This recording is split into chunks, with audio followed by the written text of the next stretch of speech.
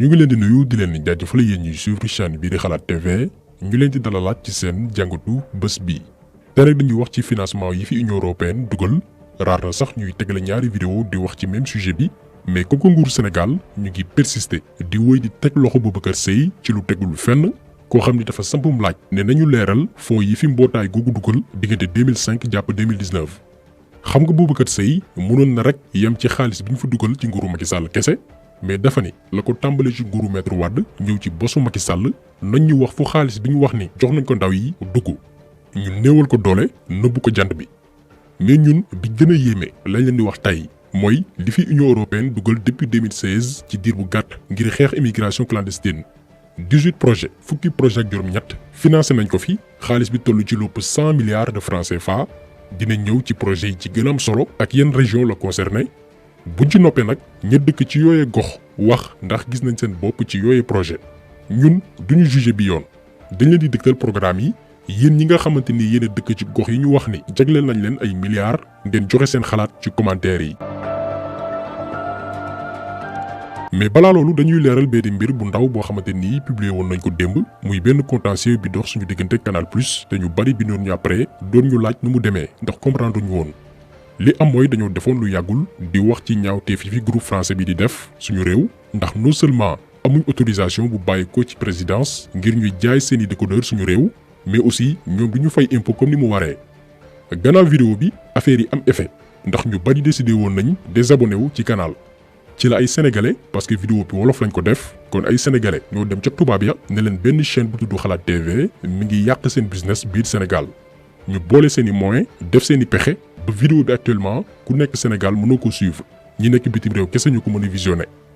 gannaaw loolu ñun itam def nañ suñu recours envoyé nañ YouTube preuve yi ñu yor wal leen dogal bi nga xamante ni ARMP moo ko génnee ci activité bu jaarul yoon bi Canal Plus di def biir Sénégal wal leen convention bi ñu signé woon ak Moustapha Guirassy en 2011 te ba tey amul benn décret présidentiel bu ko approuvé ñoo ngi déglu après lu ci mënti am rek dañ leen revenir ñenn ñi sax nee nañ jarul topp garaawul benn vidéo kese la. mais dañ leen bëgg a wan ne ñoom waa Canal Plus mënuñu yaakaar ba noppi yëpp ñu mënuñu nekk Sénégal di exercer dans l'illégalité ci lu jaarul yoon ba noppi ne kenn du ko wax. suñu médias yi ñu bari ñemewuñ ci àddu journal Libération moo ci def benn document bu am solo ak yenn site internet yu ko reprendre mais malheureusement sénégalais yu bari mënuñ koo lire mais médias yi ëpp doole ci Sénégal jarul ñuy lim ñemewuñ ci wax moo xam télé wala rajo wala journaux yi ëpp doole ci biir réew mi parce que Canal Plus dafay fay ay publicité. ñi ngi ragal bu ñu àddoo ci scandale boobu noonu millions yi nga xamante ni ñu ngi koy gagné ci contrat publicitaire yi dox seen diggante canal dootuñ ko am.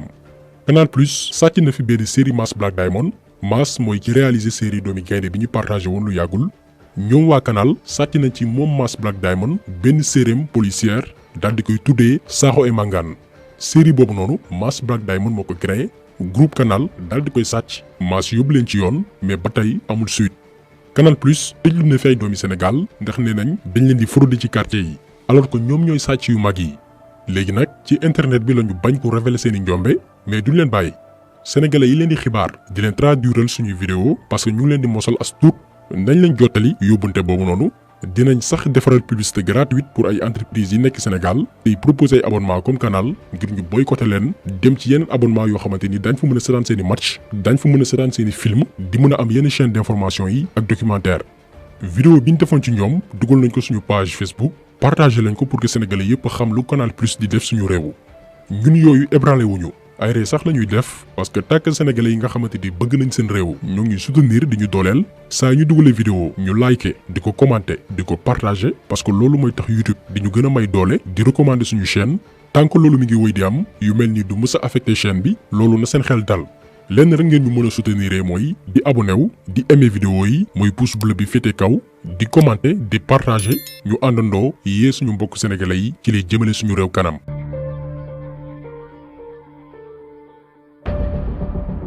ñu ñëw nag directement ci fonds yi fi Union européenne dugal depuis 2016 ngir xeex immigration clandestine li ngeen di gis nii yëpp mooy liste 18 projets yi fi mbootaayu dëkk européens yi dugal depuis 5 ans.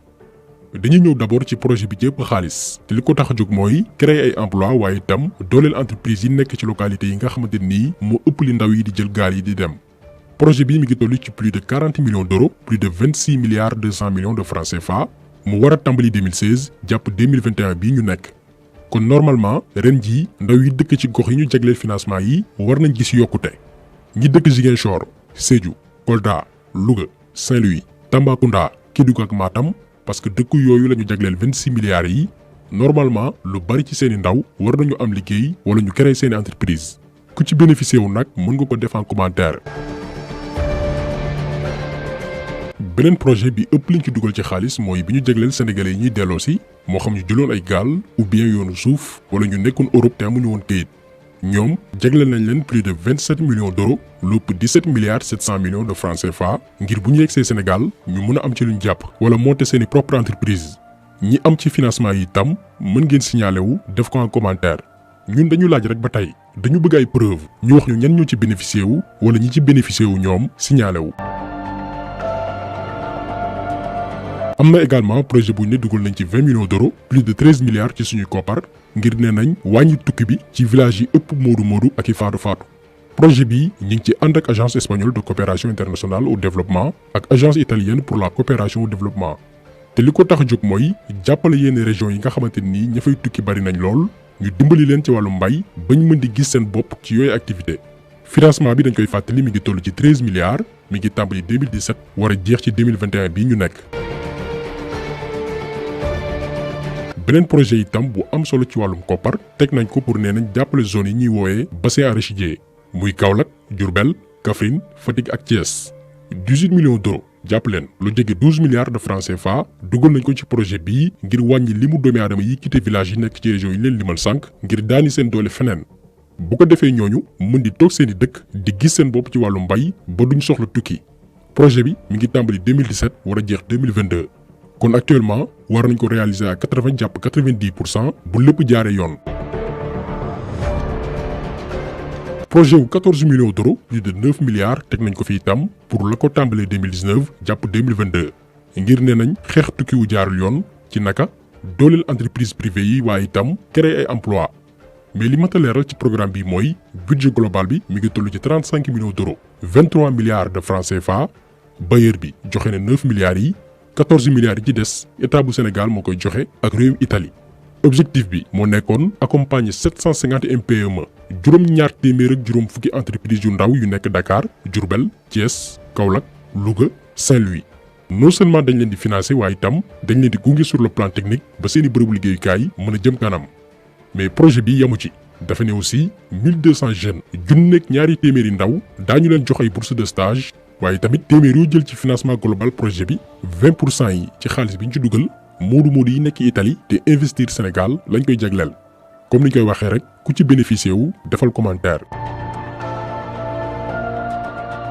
gis nañ aussi beneen projet 8 millions d'euros plus de 5 milliards 200 millions de francs CFA yoo xam ni ñi ngi ci ànd ak agence espagnole de coopération internationale au développement muy programme bu ñu war a jëmal la ko tàmbalee 2016 jàpp 2020 kon instant bii war nañu rendre compte ci xaalis bi fu mu jaar ndax amal na njariñ département bu Podor Ranérou Matam ak Kanel ndax dëkk yooyu lañ wax ni fa la ñu dugal xaalis bi ngir ñongal dund ña fay yeewoo ba seeni doom duñu xalaat jël yoon wu baaxul bi ngir dem bitim réew projet bi jeex na depuis décembre 2020 kon nañu rendre compte comme ni ko Boubacar Seye doon sàkkoo ña fa dëkk itam nañu wax ba xam gis nañ seen bopp ci bile programme. am na également benn projet wu 15 millions d'euros lu jege 10 milliards de francs CFA bu tàmbali 2019 war a jeex 2023 te ne nañ li ko tax a jóg mooy jàppale këru liggéeyukaay yu ndaw yi nga xamante ni ñoo ngi ci secteur informel bi dimbale itam ñi nga xamante ni dañoo am ay projet rawatina ndaw yi ak jigéen yi ba ñu renforcer seen compétence seen mën-mën ngir jëmal idée de projet yi ñu am ba mun koo développer.